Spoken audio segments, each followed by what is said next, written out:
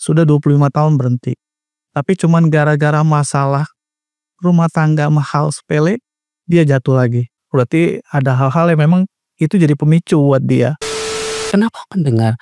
Anak-anak itu butuh didengarkan juga, bukan hanya mendengarkan kan. Makanya mereka nyaman dengan temannya. Karena kalau curhat dengan temannya didengerin. Tapi kalau curhat dengan orang tuanya, satu kalimat curhatan, mereka sudah dapat kuliah umum.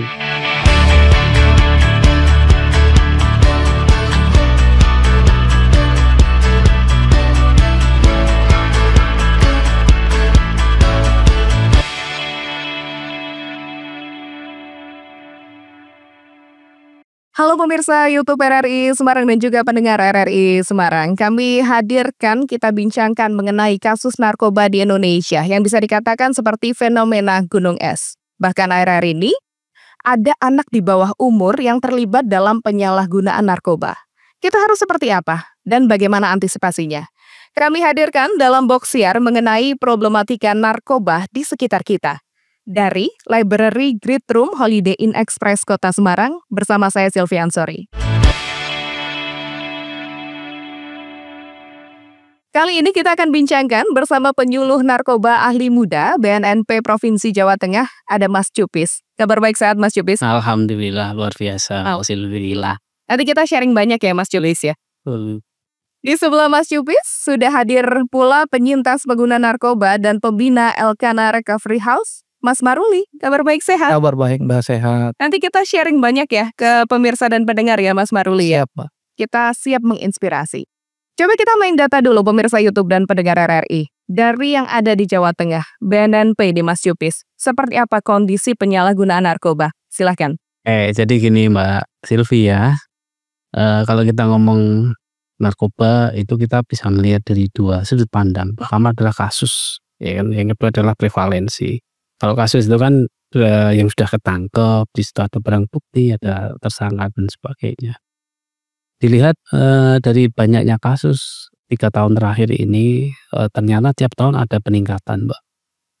Kurang lebih di tahun terakhir 2024 kemarin ada sekitar 2.200-an kasus yang sudah diungkap di wilayah Jawa Tengah, baik dari Polda jajaran maupun BNN Provinsi Jawa Tengah dan jajaran.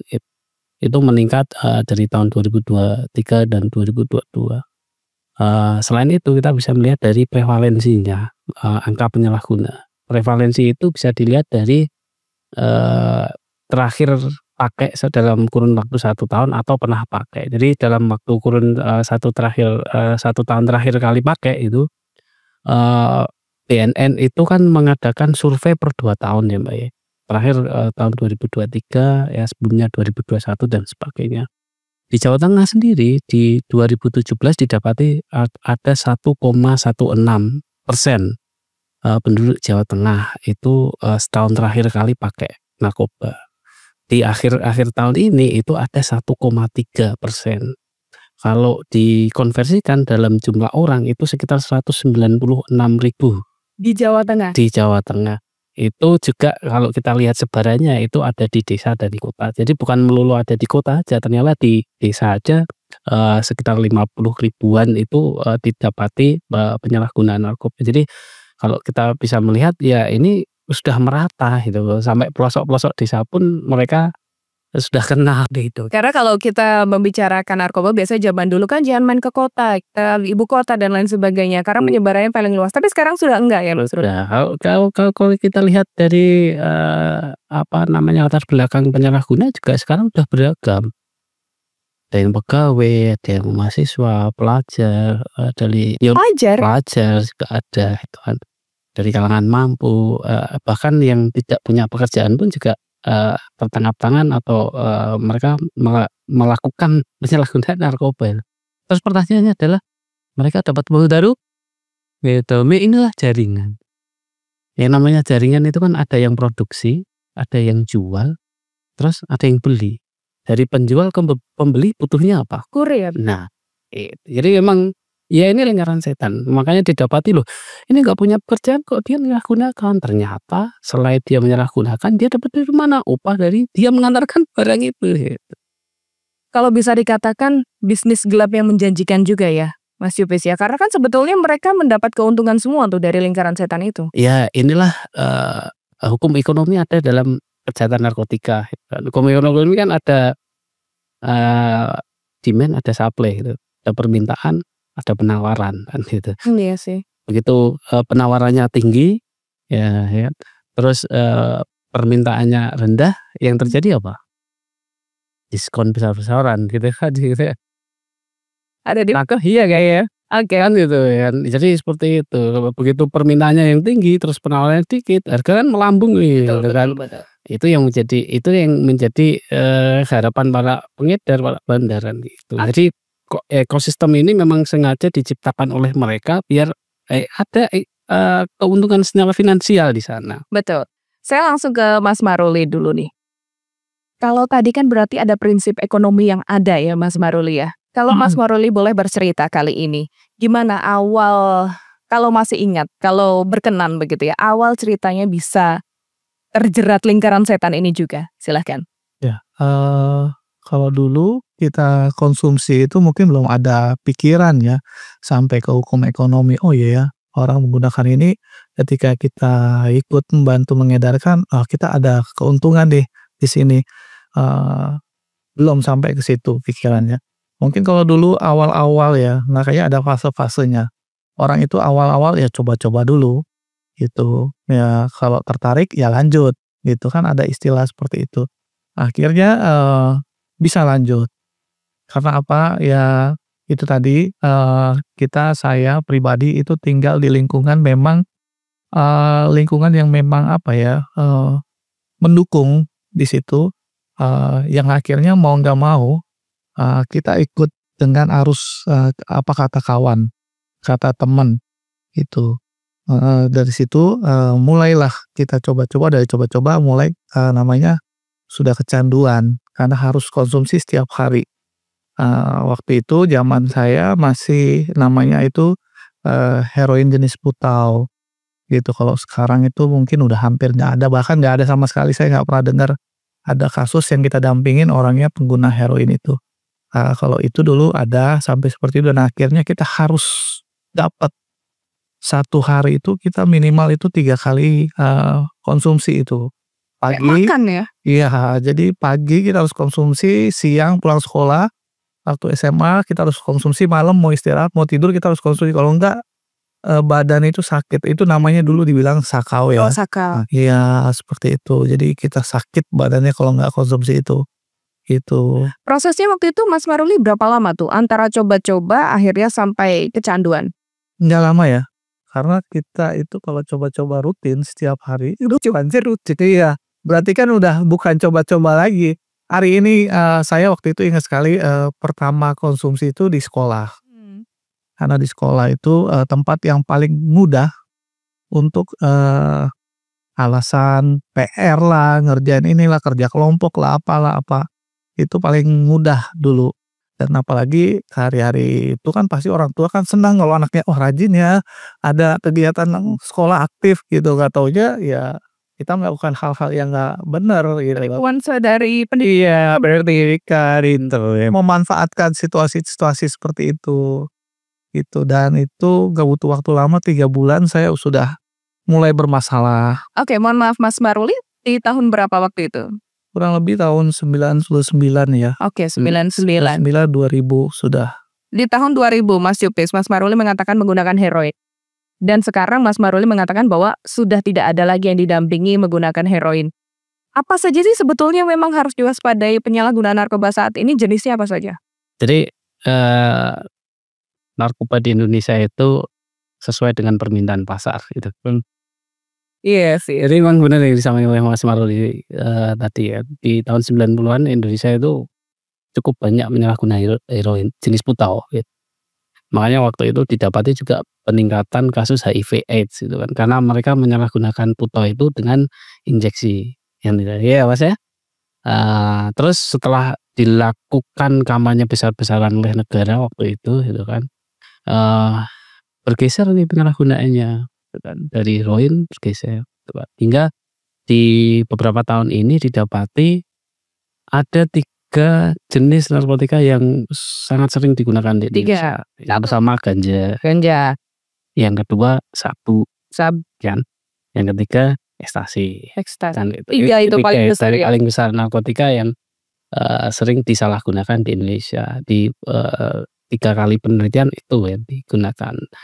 Selain itu ya masalahnya kita ngomong narkotika itu kadang kita tidak bisa lepas dari namanya narkoba itu kan. Betul. Kan seperti itu. Selain itu juga didapati jenis psikotropika dan daftar obat daftar J gitu kan. Yang sering disalahgunakan untuk pemula. Mana ada trieksipenitil, ada Magadon dan sebagainya itu yang sering disalahgunakan itu. Jadi kalau kita melihat kejahatan narkotika itu kan kalau boleh saya istilahkan sebagai kejahatan karir gitu. Kejahatan karir. Iya kan, kalau tadi kan coba-coba, rutin dan sebagainya. Jadi menyalahgunakan yang pertama mungkin seringkali di Mbak Silvi pernah dengar rokok pintu masuk narkoba gitu. Awalnya rokok ya kan.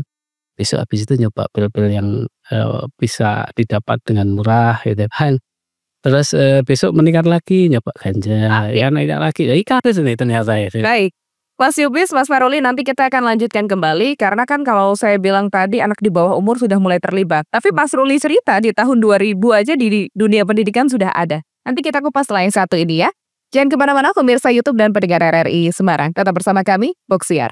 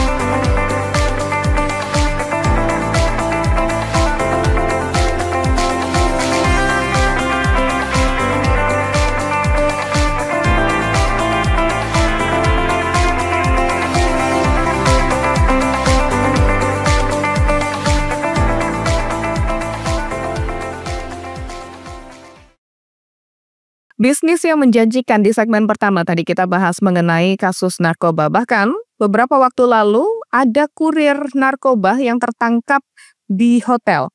Bagaimana sebetulnya pengamanan hotel agar bisa juga menjadi garda depan mengatasi adanya peredaran narkoba?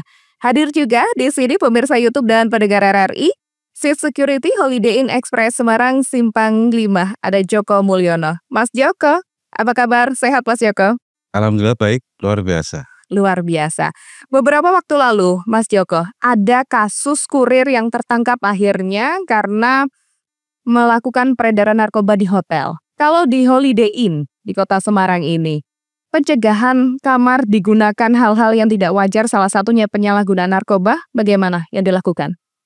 Oke, sebelumnya kita mulai dari proses awal. Jadi pada saat tamu check-in, artinya kita dari front office juga memberikan informasi bahwasanya segala sesuatu yang berhubungan dengan kejahatan dan sebagainya kita tidak tolerir. Artinya walaupun kita menjaga privasi tamu, tapi kita juga selalu berkoordinasi dengan pihak kepolisian. Jadi artinya kita tetap akan menindak dengan berkoordinasi dengan kepolisian, seperti itu. Oke, itu mungkin dari tamu ya Mas Joko ya. Kalau dari karyawan yang ada di dalam, mungkin dari jajaran atas hingga bawah, pengawasannya untuk pegawai gimana? Jadi dari seperti halnya dengan tamu, jadi karyawan atau staf kami dari awal ya kan, kita punya regulasi, kita punya pasal untuk semua staf bahwasanya segala tindak kejahatan juga tidak bisa ditolerir, salah satunya harassment, termasuk juga pencurian, bahkan perkelahian di area kerja, itu juga kita tindak tegas. Kemudian dari rekrutmen kita juga ada background check, artinya kita juga dari pihak HR berkoordinasi dengan security, dengan background check itu kita bisa lihat dari kehidupannya sebelumnya. Mungkin kita lihat gambaran sosmednya dan sebagainya, makanya banyak sekarang HR itu menanyakan akun-akun pelamar. Double check-nya lewat Iya, sosmed ya? salah satunya lewat sosmed seperti itu. Kemudian kita selalu sosialisasi, kita training, kemudian setiap keluar masuk karyawan itu juga ada pengecekan dan semuanya satu jalur di lewat security. Salah satunya seperti. Jadi bisa dikatakan aman ya Mas Joko ya? Alhamdulillah aman. Alhamdulillah, terima kasih. Tadi bisnis yang menyenangkan, pengawasannya bukan hanya dari satu pihak. Jadi bukan hanya kepolisian, bukan hanya BNNP, bahkan dunia bisnis pun bisa dilakukan. Tapi yang ingin saya tahu, Mas Jupis dan juga Mas Marul ini, ketika hingga saat ini, bukan hanya di perkotaan, di pedesaan juga sudah masuk, usianya semakin lama semakin rendah. Apakah dibuktikan dengan data atau gimana pengalamannya? Mas Jupis terlebih dahulu. Jadi gini, di survei 2023 kemarin itu kan ada penurunan ya Mbak Sylvia. 2021 itu secara nasional ada 1,95% per setara 3,6 juta. Banyak ya, tetap banyak ya. Di 2023 itu ada penurunan nih. Jadi 1,73 atau setara 3,3 juta. Oke. Ternyata setelah didetailkan itu penurunan itu ada di semua sektor kecuali anak muda. Justru anak muda ada peningkatan meskipun sedikit 0,02 atau 0,0 ya. Jadi itu yang menjadi gambaran ya. Hasil survei aja mengatakan seperti itu gitu kan. Itu menjadi kalau boleh dibilang itulah yang menjadi salah satu landasan dalam hal ini BNN melakukan upaya pencegahan. Segmennya siapa sih? Ini yang harus dikerjakan. Betul. Yang harus jadi skala prioritas itu. Itulah kenapa juga di BNN itu ada perubahan paradigma tentang pencegahan. Kalau dulu namanya pencegahan itu sosialisasi, memberikan pengetahuan gitu kan. Ternyata hasil survei mengatakan sebaliknya Mbak Sylvie. Lebih dari 50% penyalahguna itu tahu narkotika itu berbahaya. Malah mereka paham ya. Iya, tapi mengapa mereka tetap menyalahgunakan? Oh, ternyata ada 4 faktor utama di situ. Yang pertama, lebih dari 80% itu mereka pertama kali pakai narkotika itu dikenalkan oleh teman. Teman. Betul tadi seperti Mas Marul. Ya, oke. Nah, terus mereka pakai karena bujuk rayu teman. Teman lagi. Iya kan? Ya kan? Pertama kali barengan dengan teman. 3. Ya kan? Pakainya di mana? Di rumah teman. Itu hasil penelitian loh yang mengatakan seperti itu. Jadi ternyata akar persoalannya adalah ketahanan diri dari anak muda ini sangat rendah. Dalam rangka mereka menolak ajakan. Pilihlah temanmu ya JBS ya. Jadi kalau sudah tahu circle-nya itu tidak baik ya tinggalkan. Itu salah satu hal yang harus dilakukan pertama itu. Yang kedua adalah meningkatkan daya tangkalnya, ketahanan dirinya harus ditingkatkan. Bagaimana caranya? Keterampilan hidupnya harus diperbaiki. Makanya pencegahan yang dilakukan oleh BNN adalah pelatihan soft skill. bagaimana caranya mereka menolak, gitu. Jadi seperti itu. Oke, saya langsung ke Mas Maruli nih. Mas Maruli, bisa dikatakan anak muda belum bisa menurun angkanya, begitu ya. Bisa share juga ke pemirsa dan juga pendengar Mas Maruli. Gimana akhirnya Mas Maruli ini yang tadinya juga pernah mencoba-coba jadi rutin dan lain sebagainya, bisa terlepas dari itu semua? Barangkali jadi inspirasi. Ya, Silakan. kalau itu mungkin proses itu panjang sih. Jadi memang perlu waktu yang memang setiap orang itu saya percaya punya titik terendah dalam hidup mereka. Karena setiap orang pengen berubah, pasti pengen jadi lebih baik gitu. Tapi gimana caranya? Kadang-kadang mereka sudah jatuh, mereka nggak tahu caranya gimana, harus cari pertolongan kemana, siapa yang harus disasar gitu. Makanya ketika saya hari itu butuh pertolongan orang lain, yang saya cari itu keluarga. Yang saya cari keluarga karena apa? Cuma keluarga walaupun dulu saya punya mindset yang salah tentang orang tua. Ah ini nggak keren nih orang tua nih terlalu maksa, terlalu ini, terlalu itu, terlalu ini. Nggak keren kayak temenku ini lebih mengerti, lebih tahu, lebih apa ya, lebih segala-galanya. Kawan itu lebih segala-galanya daripada keluarga. Itu. Akhirnya kita sharing, keluarga kasih masukan, dari situ mulai saya berpikir, iya juga ya, kenapa selama ini kok saya bodoh ya, gitu. Jadi saya mulai pelan-pelan, emang nggak gampang, ada proses yang waktu itu saya begitu punya tekad mau berhenti, saya sudah beli nih, narkoba itu saya udah beli, tapi di hari itu saya bisa langsung pakai atau saya harus memilih, ah enggak lah, udah saya sudah cukup gitu loh. Kebetulan hari itu orang tua saya, mama saya lihat, oh kamu masih mau gitu lagi. Oh jadi Iya, paham orang orang tuanya?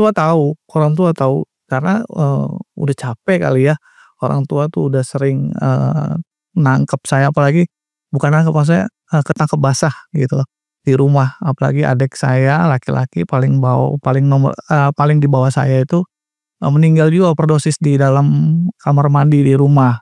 Jadi udah tahu pola-pola anak-anaknya tuh yang paling ngerti kan orang tua. Anak nih seperti apa, kok berubah ya, kok ada seperti ini ya, oh kok anakku seperti ini, itu sebenarnya orang tua yang lebih paham. Gitu, di situ kita diskusi akhirnya, ya sudah aku berhentilah, dia ambil sini, kalau ini kamu ya sudah sini, aku buang ya, ya udah buang aja nggak apa-apa. Tapi dalam hati kan sebenarnya, aduh aku pengen banget, Masih ada gejolak itu? iya pasti, yang itu pasti ya, tapi karena support orang tua akhirnya, ya sudah kalau mau berubah ayo, kita sama-sama gitu. Jadi dari situ akhirnya saya berpikir, nggak taunya keluarga saya ini peduli ya. Walaupun dikondisiin tetangga-tetangga mungkin ada yang sering ngomong, "Ini anaknya narkoba, anaknya ini." Ada aja pasti omongan-omongan seperti itu, tapi ya saya bersyukur ya orang tua saya tuh hari-hari itu eee, bisa support saya ketika saya mau berhenti sih, Oke. seperti itu. Kalau mereka yang mungkin terlibat penyalahgunaan narkoba, Mas Maruli, beralasan broken home ya, keluarganya tidak ada dan lain sebagainya. Sebagai pendamping juga, apa yang harus kita lakukan melihat ini? Ah, kalau saya ada beberapa teman-teman yang memang dengan alasan mereka broken home, tapi nah itu makanya kita rubah cara dia berpikir. Harusnya dengan dia keluarga yang broken home, kamu harus tunjukin hidupmu lebih baik. Gitu. Jadi dengan cara-cara seperti itu kita dari apa yang orang lihat dia itu lemah, kita itu ada sisi positifnya loh. Harusnya kamu jadi contoh, walaupun keluargamu seperti ini, gitu. Akhirnya itu yang motivasi dia. Oh caranya gimana ya? Mulai dari dia sendiri, kita latih dia, seperti itu. Oke, saya langsung ke Mas Yupis nih. Kalau tadi ini kan orang tuanya paham, tahu begitu ya, dan mungkin sudah lelah untuk memberitahu. Ketika kita, masyarakat mungkin, saya melihat kawan saya menggunakan narkoba. Apa yang harus kita lakukan? Jauhi kah? Ajak mereka ke jalan yang benar? Tapi kok takutnya saya juga kebawa ke jalan yang salah gitu. Gimana Mas Yupis? Satu hal yang bisa kita lakukan adalah yang pertama, kita jangan menggurui. Oke. Gitu kan. Jadi orang yang sudah pakai, orang dalam artian kecanduan itu tidak suka digurui gitu kan. Usahakan kita bisa menjadi teman oleh mereka. Hingga pada akhirnya mereka mulai terbuka dengan kita. Kalau sudah terbuka ya enak. Begitu mereka tanya, terus aku tuh ngapain gitu kan ya. Gitu ya kalau antara teman. Nah, terus aku tuh ngapain? Lah baru kita bisa menyarankan atau mengajak untuk direhabilitasi. Nah, itulah pentingnya sebenarnya masyarakat itu sadar dan paham bagaimana proses atau bagaimana cara pelaporan, cara konsultasi dan sebagainya. Itulah yang kita lakukan, itulah target market kita. Kita selalu turun ke masyarakat untuk menyampaikan pada masyarakat, ini loh layanan yang bisa dilakukan oleh BNN, kan gitu, ya kan. Yang harus digarisbawahi adalah yang namanya proses rehabilitasi itu kadang masyarakat kan takut ya, Mbak Sylvia, kalau saya direhab nanti nama saya jadi jelek dong, ya kan, keluarga saya jadi jelek seperti tadi disampaikan Mas Ruli, tetangga ngomong apa dan sebagainya. Ya, yang harus kita ketahui adalah identitas yang begitu masuk ke proses rehabilitasi, identitas itu aman, dijamin aman oleh teman-teman di BNN dan sudah kode etik kita, gitu kan. Jadi kayak rekam medik di rumah sakit gitu kan, itu hanya pasien saja dan keluarga pasien yang tahu, seperti itu. Jadi saya berharap pada masyarakat manakala menjumpai hal tersebut di sekitarnya, di keluarganya, sebagainya, yang pertama adalah jangan digurui, ditemani, jadilah teman yang baik. Pada saat mereka sudah mulai tanya, kita baru masuk itu. Oke. Jadi sebetulnya ketika kita paham kawan kita mungkin bermasalah hal seperti itu ya ditemani saja ya sampai akhirnya mereka membuka diri. Dalam artian jangan ditemani untuk Oh, bukan. Malah kecik-kecik gureti ya. Oke, Mas Cupis, tidak mungkin cerita menarik mungkin di Jawa Tengah begitu ya yang perlu difahamkan kepada pemirsa apa yang memang harus dilakukan. Tadi Mas Cupis harus paham lapornya kemana. Silahkan barangkali ada yang mau melapor. Jadi kita pernah punya ada pengalaman di satu tingkat pendidikan gitu kan di wilayah Jawa Tengah itu kan, yang awalnya mereka tertutup gitu kan berkaitan dengan informasi ada indikasi penyalahgunaan di siswa mereka gitu kan. Tapi pada saat mereka sudah komunikasi dengan kita, ikut beberapa kegiatan kita, itu kan mereka paham, oh ternyata yang namanya rehabilitasi itu memang dibutuhkan bagi para penyalahguna, gitu kan. Karena mereka sakit harus ditolong, ya kan, nggak bisa menolong diri sendiri. Akhirnya mereka mulai terbuka, gitu kan, terus ngomong ke kita, terus kita juga sampaikan kepada teman-teman di bidang rehabilitasi, terus ditangani. Ternyata jumlahnya banyak, gitu kan. Salah satu sekolahan itu banyak sekali di situ. Ya alhamdulillah saat ini sudah ditangani oleh teman-teman. Ya semoga aja itu bisa menginspirasi masyarakat, orang tua dan pihak lingkungan pendidikan, utamanya kalau kita ngomong remaja gitu kan. Ya namanya kalau kita melihat ada indikasi penyalahgunaan jangan ditutupi Mbak Silvi, ya kan. Jangan dibiarkan, ya. Terus juga kalau memang kita bukan ahlinya jangan menangani sendiri. Iya. Iya, kan gitu. Monggo silahkan bisa berkonsultasi dengan BNN Provinsi Jawa Tengah atau jajaran di wilayah Jawa Tengah. Kota kabupaten ada ya? Kota kabupaten saat ini ada 9. 9. Ya, 9 kota kabupaten yang ada di Jawa Tengah. Bisa langsung ke hubungi call center di BNN Provinsi Jawa Tengah atau DM di media sosialnya. Tapi gratis nggak sih Mas Cupis? Proses rehabilitasi yang dilakukan oleh BNN itu tidak dipungut biaya pengobatannya. Gitu ya, pengobatannya tidak dipungut biaya. Obatannya? Iya, atau transportnya dan sebagainya kan yang saya biaya sendiri ya Mbak Sylvia. Kalau kata itu dilakukan di misal warga Semarang akses rehabilitasi di kantor BNN Provinsi Jawa Tengah di klinik Enggal Warasnya BNNP gitu kan. Nanti proses rehabilitasinya di sana, segala sesuatunya, obatnya sebagainya itu ditanggung oleh BNN. Tapi untuk datang ke sana dan sebagainya mandiri. Oke. Setelah ini kita bincangkan sebetulnya pendekatan seperti apa yang harus kita lakukan ya kepada seluruh generasi muda atau bahkan orang tua yang mungkin sudah mulai merasakan ada gejala-gejala aneh bagi anaknya selain satu ini. Jangan kemana-mana, pemirsa YouTube RRI Semarang dan juga pendengar RRI. 92,1 Pro 2 untuk teman terbaik kamu. Kali ini ada Mariana yang katanya pengen titip salam buat Mbak Nur yang lagi di Paris. Walah Mar, aku krungu lo salamu, tombo kangen. Samo-samo. Bundo, awak baru dapat info lowongan Karajo RRI News.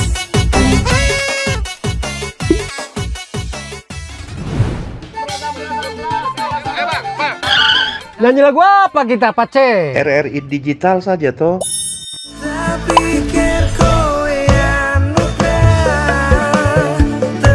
Sesekali jazz lah. Semangat ya manggungnya. Iya dong, kan mau manggung di komunitas. RRI ada di berbagai platform. Sekarang banyak cara menikmati RRI. Kamu yang mana? Ketika generasi muda angkanya belum turun hingga saat ini dalam penyalahgunaan narkoba, lalu apa yang harus kita lakukan? Pendekatan seperti apa yang pas untuk mereka? Masih dalam box siar kali ini, pemirsa YouTube dan pendengar RRI Semarang, saya akan langsung tanyakan ya kepada penyuluh narkoba ahli muda BNNP Provinsi Jawa Tengah, Mas Cupis. Pendekatan apa nih? Apakah dari tahun ke tahun strategi BNNP itu berbeda? Karena yang didekati generasi mudanya juga beda-beda. Gen Z, Gen Alpha, dan lain sebagainya. Silahkan. Oke, jadi gini Mbak Silvi, BNN itu kan diberi tugas ya, namanya P4GN, pencegahan, pemberantasan, penyalahgunaan, dan peredaran gelap narkotika. Jadi sebenarnya tugasnya yaitu mencegah penyalahgunaannya dan memberantas peredaran gelapnya kan itu. Nah itu diterjemahkan melalui kebijakan Kepala BNN RI dari masa ke masa. Di tahun terakhir ini Bapak Martin Sukom gitu kan. Jadi selain itu kan BNN sudah melakukan survei penyalahguna per 2 tahun sekali ya. Di situ juga dilihat lagi faktor penyebab orang menyalahgunakan. Kalau tadi ada 4 faktor. Dan dari 4 faktor itu menjadi salah satu landasan upaya pencegahan yang dilakukan. Ya kan. Kalau tadi intinya kan faktor utamanya adalah pertemanan, circle-nya. Makanya dikuatkan nih ketahanan dirinya. Ketahanan dirinya bagaimana? Oh ternyata ketahanan diri bisa dikuatkan dengan pengembangan soft skill-nya, keterampilannya. Dan itu juga harus disupport oleh orang tua. Makanya di BNN ada namanya program ketahanan keluarga. Intervensi pada anak, intervensi pada orang tua, intervensi pada keluarganya. Jadi secara utuh mereka diingatkan kembali tentang nilai-nilai keluarga. Orang tua juga diajak lagi untuk kalau boleh dibilang pola asuh zaman sekarang. Iya kan? Pola asuh zaman sekarang kan. Jadi saya ingat di program itu hal pertama yang kita ajak berlatih bareng dengan orang tua adalah keterampilan mendengar. Kenapa mendengar? Anak-anak itu butuh didengarkan juga, bukan hanya mendengarkan kan. Makanya mereka nyaman dengan temannya. Karena kalau curhat dengan temannya didengerin. Tapi kalau curhat dengan orang tuanya, satu kalimat curhatan mereka sudah dapat kuliah umum 2 SKS kan gitu ya. Hal seperti itu yang bisa dilakukan. Jadi memang keterampilan itu yang harus dipupuk. Keterampilan asertif misal. Keterampilan asertif kan ngomong, membicarakan atau berani untuk ngomong yang diinginkan dan tidak diinginkan dengan sopan. Kan seperti itu ya. Dan itu tidak semua orang anak muda itu punya keterampilan itu. Nah, ini yang kita kuatkan, Mbak. Dan yang namanya keterampilan hidup itu tidak bisa hanya dengan teori saja, harus dipraktekkan. Nah, itulah semoga saja itu bisa secara masif kita bisa kolaborasi bareng dengan masyarakat. Dalam hal ini BNN sudah melakukan berbagai macam kerjasama dengan semua pihak itu kan. Kita menyadari bahwa kalau berkaitan dengan pencegahan narkotika itu kita tidak bisa sendiri. Kemampuan kami terbatas dan amanat undang-undang kebetulan juga itu mengatur tentang peran serta masyarakat. Makanya kita kerjasama dengan banyak pihak, dengan stakeholder untuk yuk kita bareng-bareng melakukan upaya pencegahan. Seperti salah satunya misal di pihak hotel tadi Pak Joko, kami juga mengharapkan ada narasi pencegahan yang bisa ditayangkan di media komunikasi yang ada di hotel. Kami juga sudah kerjasama dengan TP PKK Provinsi Jawa Tengah. Iya, sudah jalan setahun 4 bulan ini kami selalu memberikan materi penyuluhan, materi pencegahan kepada ibu-ibu PKK sampai di tingkat RT RW. Jadi tiap bulan kami memberikan materi penyuluhan pada mereka dan juga video visualisasinya untuk bisa dibacakan. Harapan kami adalah kalau masyarakat itu terus diberikan pengetahuan berkaitan dengan upaya pencegahan penyalahgunaan narkotika, mereka tahu pada saat ada di sekitar mereka mau kemana, mereka mau lapornya gimana, mereka yakin bahwa kalau saya lapor itu aman gitu loh. Jadi itu harapan kami pada masyarakat. Kami jamin bahwasanya setiap laporan jenengan semua ke BNN Provinsi Jawa Tengah dan jajaran identitas kami jamin aman dan ditangani. Oke, saya langsung ke Mas Maruli. Mas Maruli, dari pengguna akhirnya terbebas. Saat ini memiliki yayasan rehabilitasi narkoba. Apa sebetulnya yang ada di benak Mas Maruli ketika akhirnya mendirikan yayasan seperti ini? Ya, mungkin karena pengalaman itu ya, yang saya berpikir, kalau saya bisa berubah kenapa orang lain nggak bisa berubah. Saya yakin setiap, setiap pengguna Napsa pasti, ada waktunya dia pasti mau hidupnya jauh lebih baik. Makanya dari situ saya berusaha dengan teman-teman, eee, ya untuk buka rehabilitasi ini. Karena saya yakin, toh sampai hari ini kita sudah mendampingi 270-an orang yang berhenti, walaupun, ya kita nggak tahu nanti kapan proses, pemulihannya, karena kan pemulihan ini kan jangka panjang. Betul. Karena bisa jadi satu hari nanti dia akan jatuh lagi, tapi minimal kita bantu dia untuk manage pemulihannya. Sampai hari ini, kurang lebih yang masih tetap kontak sama kita itu ada 100 orangan, yang masih kita dampingin, say hi setiap minggu atau 2 minggu sekali. Jadi kalau dia sudah hilang dari komunikasi, nah kita udah mulai cari-cari nih, kenapa ya? Ada apa nih sama orang ini? Gitu, kita tanya keluarganya atau, tanya orang-orang di sekitarnya atau di media sosial, kita sapa dia, oh iya nanti alasannya apalah macam-macam, tapi minimal kita lihat, kita tanya dia, "Aman kan?" "Oh aman aman, aman banget ya, aman aman," gitu. Jadi ya kalau masih aman ya, ya berarti bagus buat kita, seperti itu sih. Iya.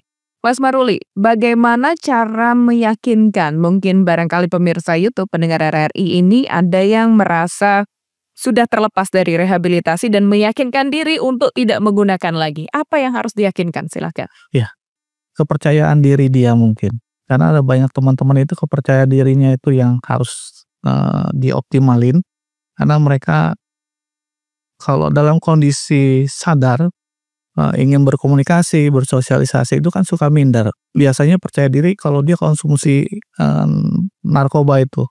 Tapi gimana caranya dia punya percaya diri, ya. Makanya harus dilatih, makanya tadi dibilang, dari Mas Cupis bilang, soft skill-nya. Jadi kepercayaan diri itu yang penting. Apa nih yang dia punya, kalau kami, di asesmen di, program kami, kita tahu minat bakat dia apa, gitu. Oh bakatnya dia seperti ya kita tanamkan ini terus jadi, modal dia untuk, di masyarakat, seperti itu. Dan tetap dalam, hubungan dengan keluarganya itu yang lebih baik mensupport dia untuk tahap pemulihannya. Sama dengan dari sisi-sisi kerohanian dia. Yang paling penting itu, dia harus tahu, kapannya dia harus, sholat, kapan dia harus pergi beribadah, dia harus tahu. Jadi kalau sempat itu dia lupakan, ya mungkin pelan-pelan dia akan bergeser, nongkrong dulu, atau nanti dia bisa ke karaoke lagi, atau itu kan sudah mulai tanda-tanda, gitu. Dan itu harus diluruskan lagi. Siapa yang bisa meluruskan? Kalau kami nggak bisa, yang pasti keluarga yang selalu mengingatkan mereka seperti. Jadi memang keterlibatan keluarga itu cukup erat ya, Mas Iya. Maruli ya? Karena kita ini hanya membantu. Yang paling berperan itu keluarga dalam proses pemulihannya. Ada teman saya, tinggal di luar pulau, sudah 25 tahun berhenti. Tapi cuman gara-gara masalah rumah tangga hal sepele, dia jatuh lagi. Ketika saya tanya, "Kenapa sih kok lu bisa jatuh lagi?" Karena saya dekat. Makanya saya tanyakan itu. "Iya nih istriku gini." Oh, berarti ada hal-hal yang memang itu jadi pemicu buat dia. Seperti itu. Oke, saya ke Mas Cupis. Bagaimana mengawasi sebetulnya mereka yang sudah selesai rehabilitasi untuk tidak kembali ke lingkaran setan itu, Mas Cupis? Ya, jadi, seperti yang disampaikan oleh Mas Maruli tadi ya, yang namanya proses rehabilitasi, program rehabilitasi yang dilakukan, di BNN maupun mungkin teman-teman Elkana itu juga melibatkan keluarga. Keluarga juga ada sesi konseling untuk keluarga. Karena kan kembali lagi ya pada saat, program rehabilitasi dilakukan oleh, BNN ataupun lembaga rehab yang lainnya, begitu selesai programnya itu kan dikembalikan lagi ke lingkungan. Betul. Makanya lingkungan itu juga harus diberikan pemahaman juga agar pendampingan mereka bisa melakukan pendampingan. Pasca rehabilitasi itu nanti bisa dilakukan oleh mereka, kan seperti itu. Jadi kalau keluarga tidak ada pemahaman, tentang itu, keluarga tidak ada satu frekuensi berkaitan dengan bagaimana kita tetap mensupport, teman-teman yang sudah menyalahgunakan ini, ya ini akan kembali lagi. Karena tadi sampaikan Mas Rory, 25 tahun tuh, balik lagi, relapse lagi. Karena ada trigger yang sama, itu menjadi pembenar mereka untuk menyalahgunakan. Karena pecandu narkotika itu kan nggak bisa sembuh ya, hanya bisa pulih. Iya, jadi begitu ada trigger atau keadaan yang sama, bisa jadi mereka akan kambuh lagi, mereka akan relapse lagi. Nah, upaya kita yang bisa kita lakukan adalah bagaimana caranya kita menghilangkan atau minimal meminimalisir, ya kan, trigger-trigger tersebut agar tidak dekat dengan mereka, seperti itu. Oke, kalau kita berbicara tentang hukum Mas Jupis, banyak masyarakat yang ketakutan begitu ya ketika ada pengecekan narkoba mungkin di mall, di hotel, diskotik dan lain sebagainya. Yang ditakutkan ketika mengaku menyalahgunakan narkoba adalah dipenjara dan ditangkap polisi. Ini momen yang tepat barangkali mereka yang mau rehabilitasi ini maju mundur. Silahkan dijelaskan. Oke. Jadi Mbak Silvi dan pemirsa semua, yang namanya rehabilitasi di Undang-Undang tentang Narkotika, Undang-Undang Nomor 35 Tahun 2009 itu diatur di pasal 5455. Jadi pecandu wajib mendapatkan layanan rehabilitasi ya. Pecandu wajib direhabilitasi. Kalau dia sudah cukup umur, dia harus melaporkan dirinya sendiri. Kalau belum cukup umur, orang tua atau walinya. Ya, dari situ dilihat wajib kan menjalani rehabilitasi. Itulah kenapa di situ. Jadi proses rehabilitasi itu seringkali dikenal dengan dua cara. Yang pertama adalah voluntary, yang kedua adalah compulsory. Voluntary itu secara sukarela datang kan untuk mendapatkan layanan rehabilitasi, atau compulsory yang sudah terlanjur tertangkap tangan kan. Ada proses hukum di situ, terus ternyata dia setelah mulai proses asesmen, ternyata dia itu selain dia sebagai terlibat dalam jaringan, dia juga pecandu, jadi dia juga harus direhabilitasi gitu kan. Jadi karena sakit itu harus dipulihkan kan. Terus masyarakat takut nih kalau mau melapor, lalu dilihat dari undang-undang kan disebutkan di situ wajib mendapatkan layanan rehabilitasi kan. Jadi kalau namanya voluntary, kalau kita dengan sukarela melaporkan aku pengen sembuh nih gitu kan, terus lapor ke BNN gitu kan, atau ITWLN terdekat, dia udah ditangani ya kan, ditangani dengan proses program rehabilitasi.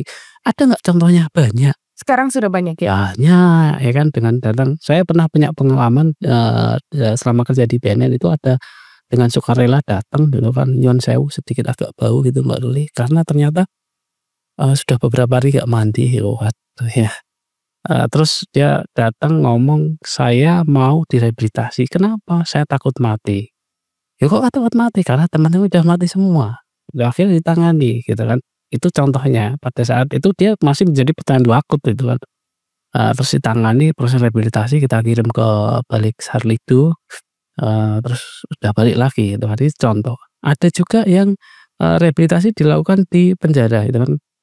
Dia sudah proses hukum, ternyata dia setelah asesmen dia itu pecandu juga, ya harus diobati juga tuh. Lah terus masyarakat kalau ada tes urin, saya takut nih kalau misalkan begitu tes urin di mall misal positif gitu. Gimana lah, inilah masyarakat yang harus kita ketahui. Jadi harapan kami dan pesan kami kepada seluruh masyarakat, kalau sakit, kalau benar-benar sakit ya ke dokter, ke klinik, iya kan, ke fasilitas kesehatan.